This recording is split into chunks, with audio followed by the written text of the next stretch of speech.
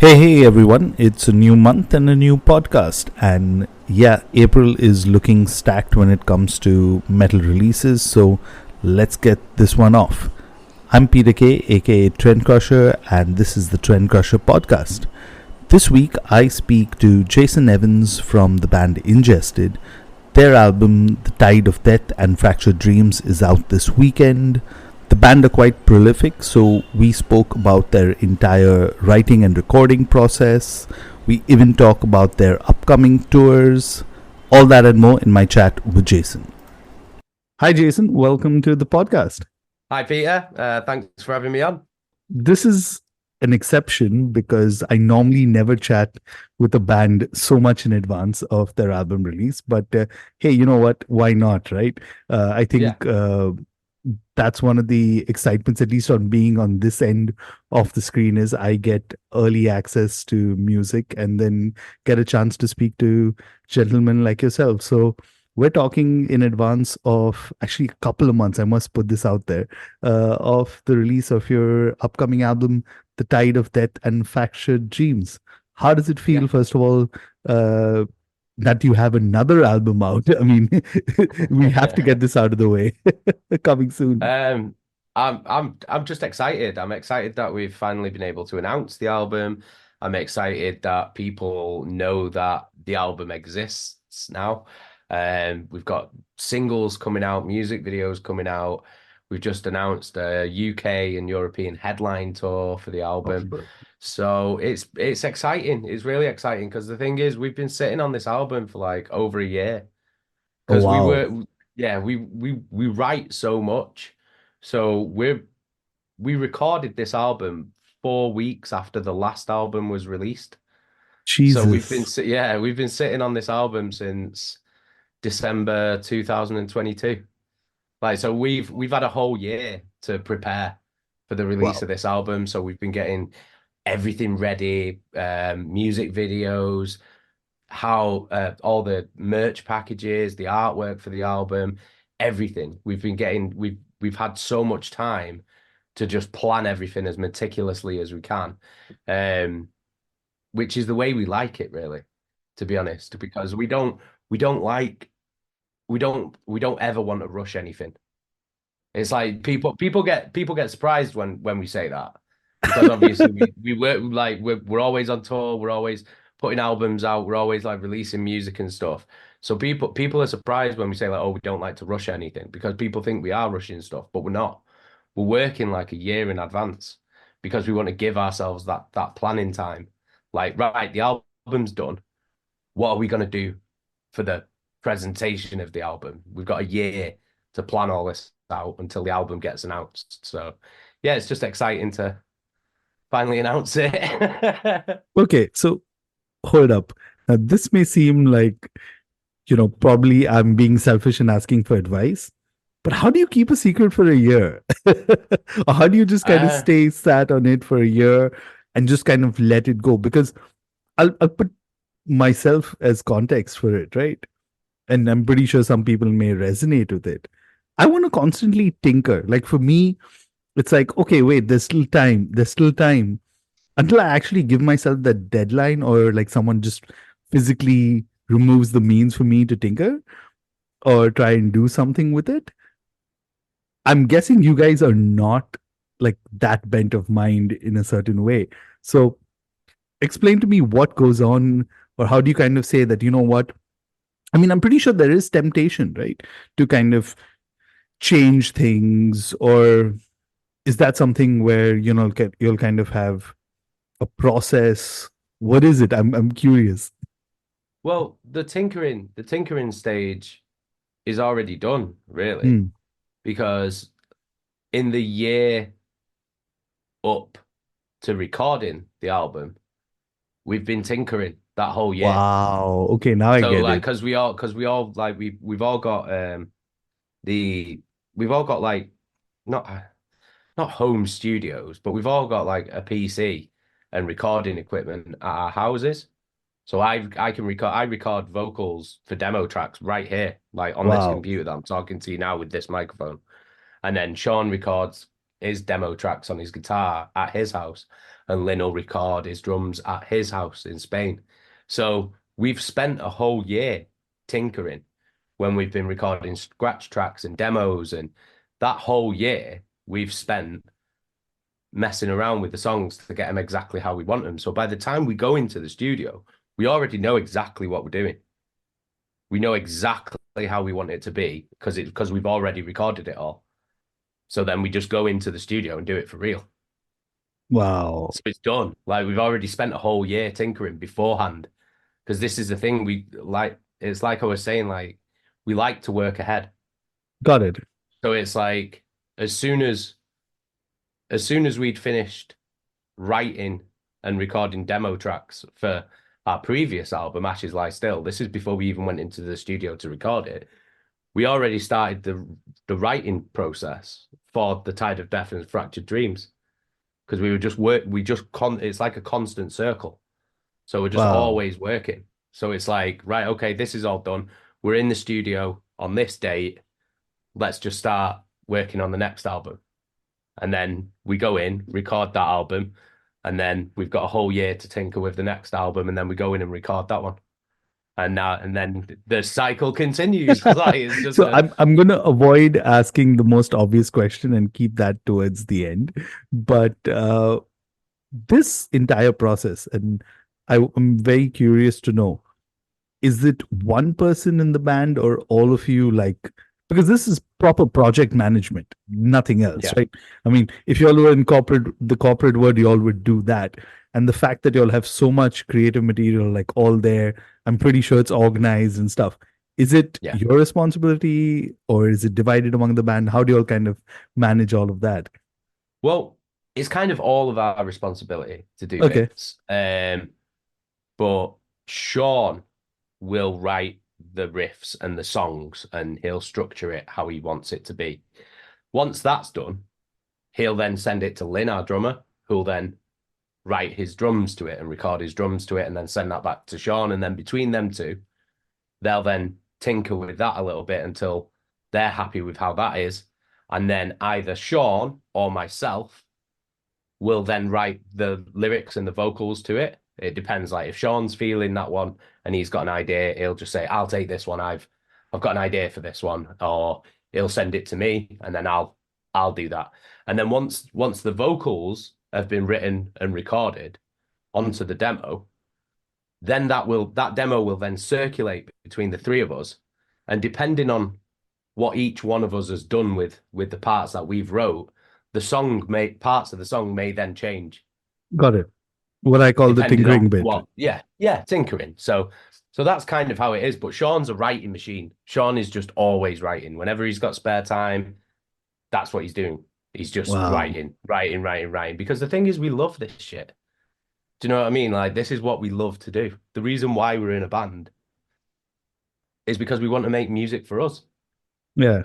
Do you know what I mean? This is what we love to do.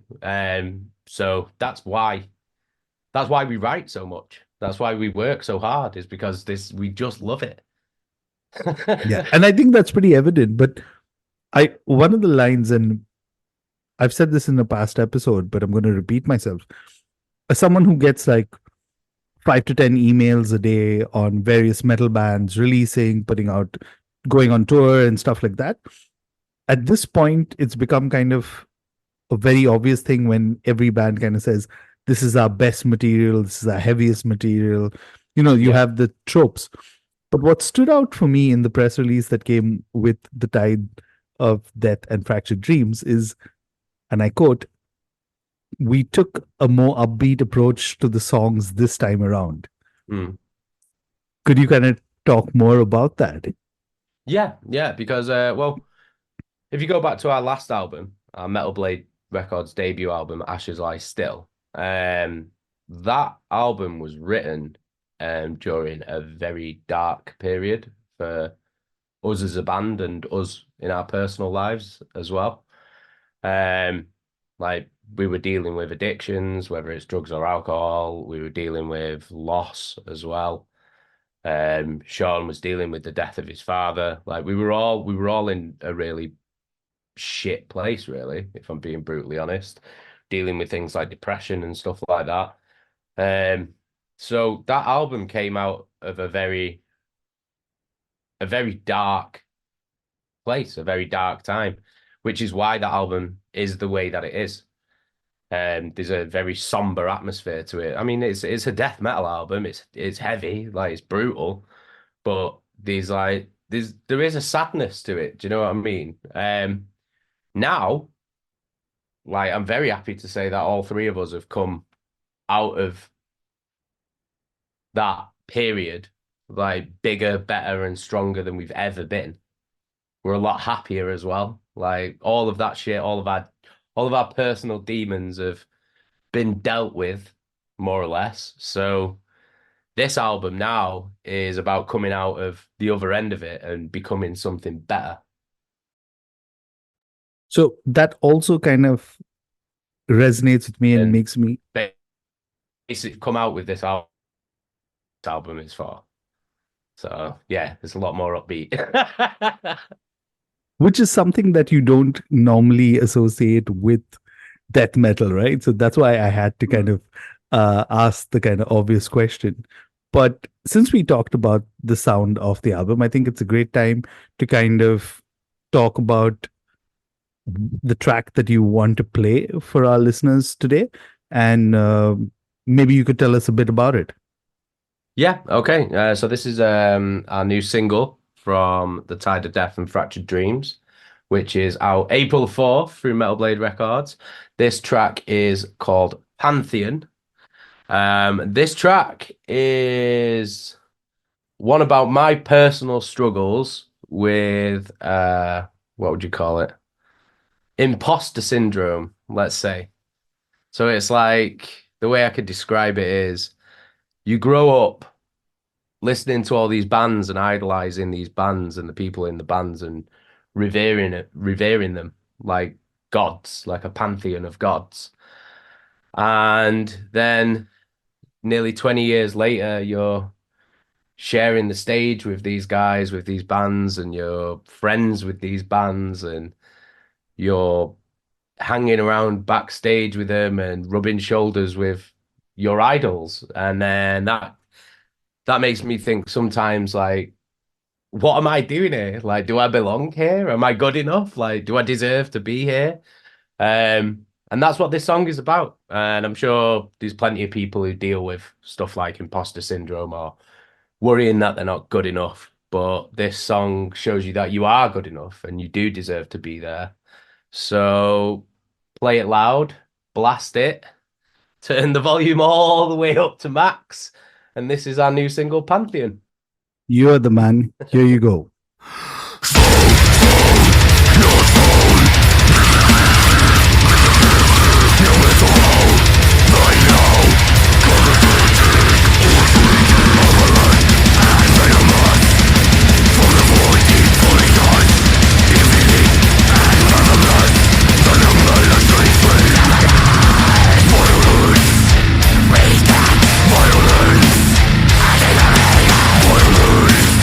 Violence,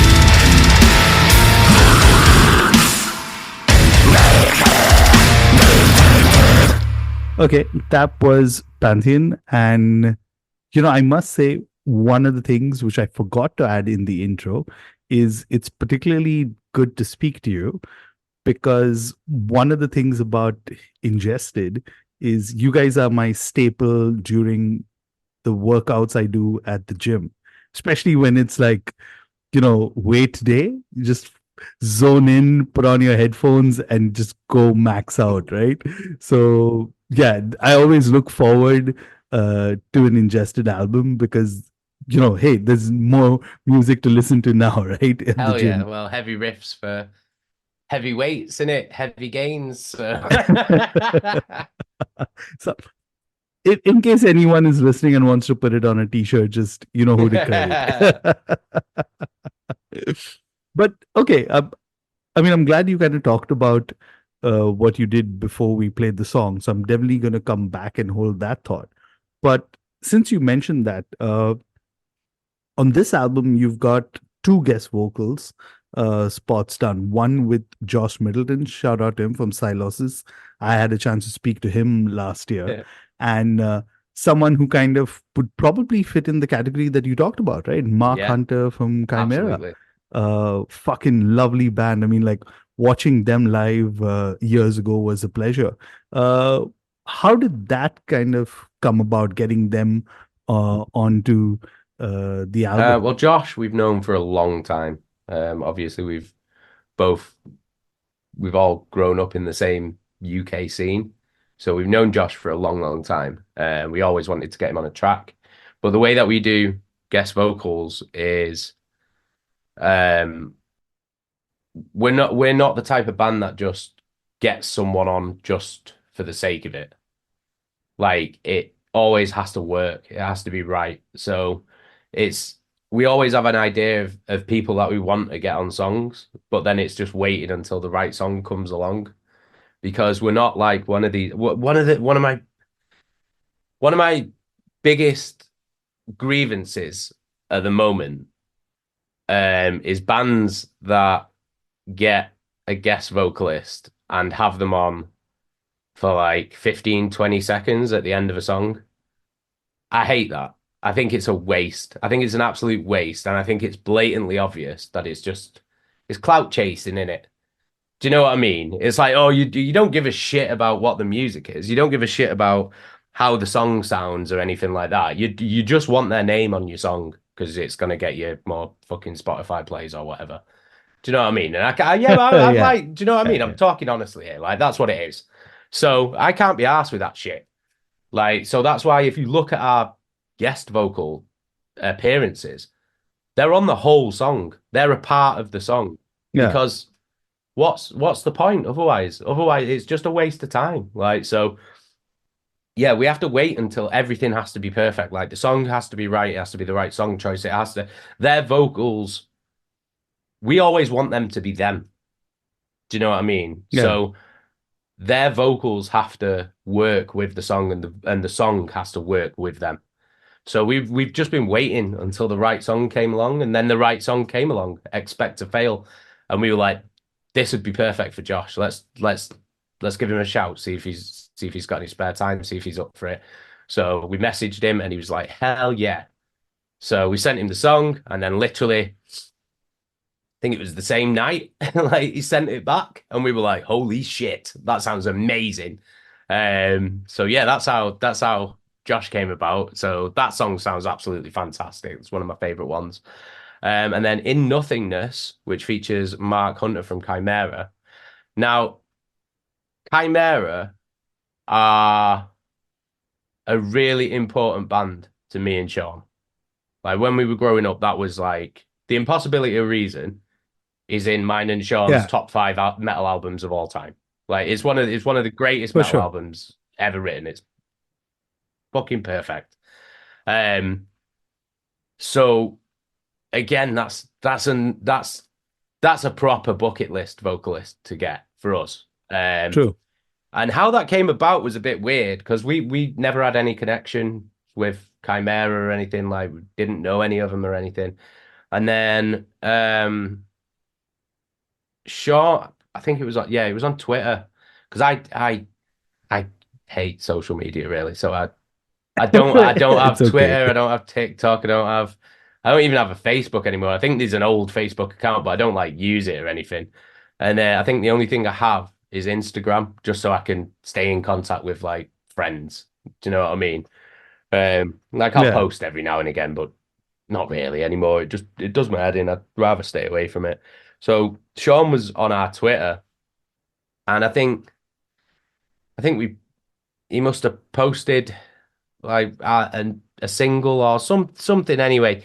And anyway, Mark Hunter either reposted it or replied to it or something, and he's Uh, like, "Oh my God, jeez, Mark Hunter's just said this or whatever, like tagged us in it or replied or I don't know, whatever Twitter does." And then and I was like, "Holy shit!" So Sean like sent him a message and that saying like, "Thanks, like we're massive fans, like that means the world to us. Thank you so much." And so then he started chatting. Sean started chatting with Mark on Twitter, and then this is while we were in the studio, and I think it was like a day or two later, I'd finished recording the vocals for In Nothingness, and we were listening to it, and we were like, hmm, hmm, something's missing. And then we were like, there's a bit, there's some bits in it, and we were like, I think this would sound really, really good with Mark Hunter on it. Like, and we were like, should we ask him? And then we were like, well, what's the worst he can say? No. And then we'd be like, oh right, yeah, okay. And then exactly. we'll figure out something for the song like that. And so Sean messaged him and asked him, and he said, yo, look, we're in the studio. We've got a song that we think you would absolutely shine on. Would you be up for like appearing on it? And he was like, absolutely, absolutely, like love the band. Yeah, I'll absolutely do that.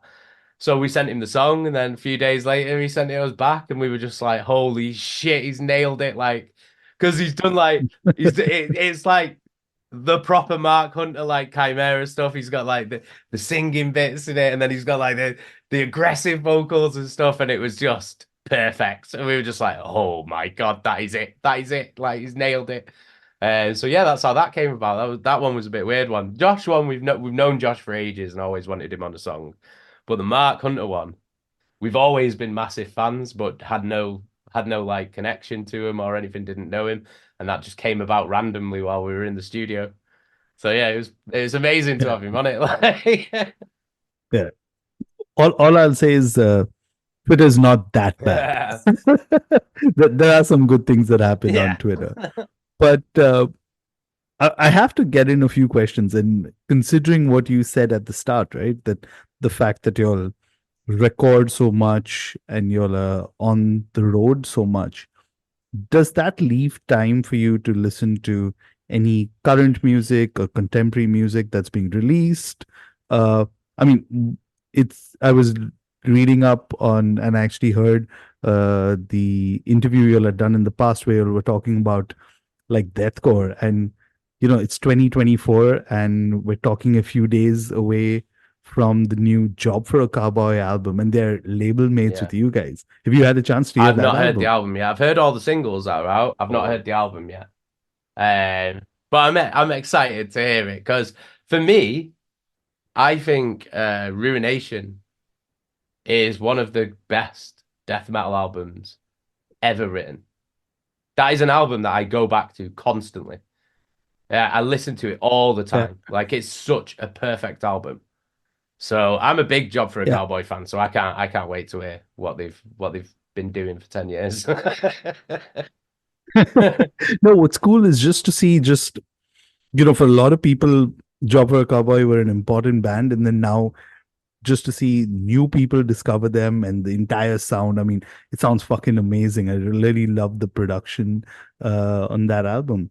But any other releases that you've had a chance to check out, or does that leave you with much time for Um, listening to new I'm music? like I'm like super late with stuff all the time. Like I because I just I don't know. I tend to just discover stuff in my own time, if you know what I mean. Like Which is, yeah, which is not a it's bad thing. rare when I'll be like, oh, I've got to listen. Like, do you know what I mean? Like I'll know that something's out and then I'll just get to it in my own time. So it's like I'll Sean always laughs at me because he's very up to date all the time with music. Okay. He's like as soon as something's released, he'll be listening to it.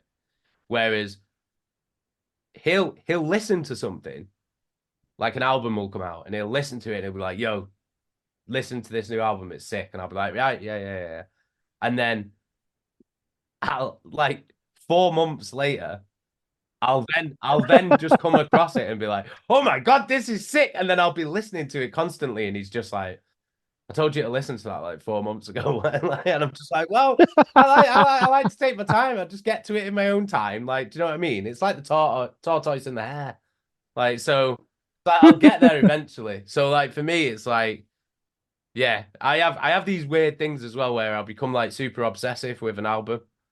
So if I find something that I I like, know what you mean. that's all I'll listen to for like Yeah. weeks and weeks and weeks.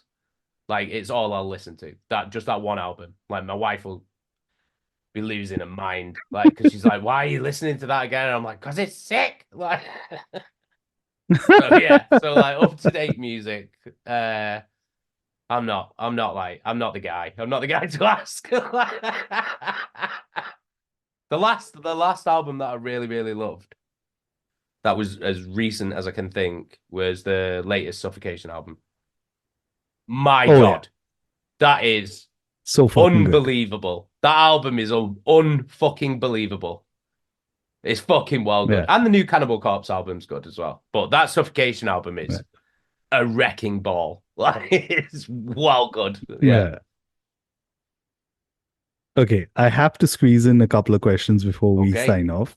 So let's get quick reactions or at least responses from you. Uh, you guys have been around as a band for 18 years. What do you think's remained the same and what has really changed? Um, what has changed is obviously we're playing bigger shows. Um, the way that we run the day-to-day band has changed. Like we've learned a lot. So everything's a lot more regimented and everything's a lot better and organized. That's like, and a lot of that is down to our drummer Lynn. He's the most organized man that Hmm. I've ever met in my life.